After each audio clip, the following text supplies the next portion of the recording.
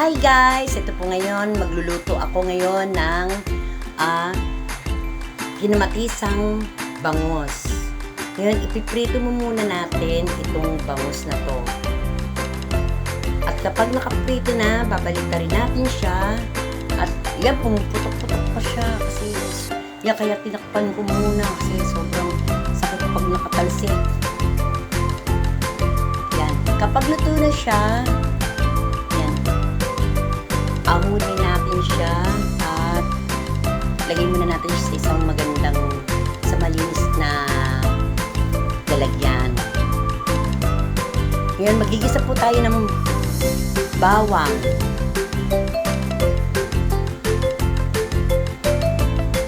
Kapag luto na ang bawang, isusunod natin ang sibuyas.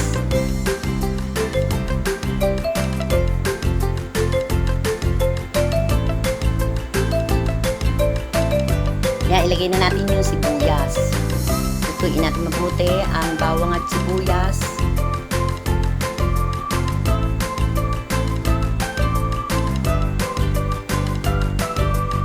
Haluin lang natin at durugin para pantay-pantay yung kanilang luto. At syempre isusunod natin dyan yung kamatis. Dami akong magkamatis. Lalagay na natin yung kamatis. Ito na ang kamatis. Ilalagay natin. Yan, madami akong magkamatis kasi ginis ang kamatis yan.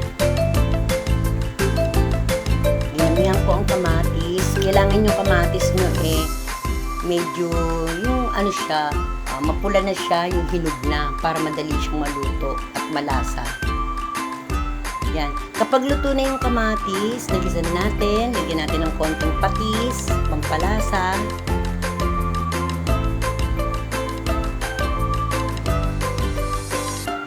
Yan, haluin lang po natin ang ating ginigis ng bawang sibuyas kamatis. At isusunod na natin yung pinirito nating bangus. Isa-isa natin ilagay. Ayos natin para magkasya sila. Yan. Hindi ko na ilagay yung buntot at saka yung ulo. Puro katawan na lang yan.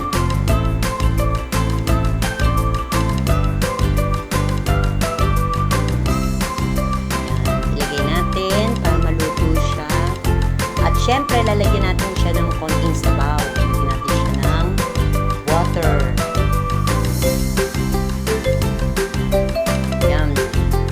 Natin siya ng mga 10 minutes. Takpan natin at pakuluan. Yan, tignan natin kung luto na siya. Yan, malapit na siya maluto. Pakuluan lang po natin siya.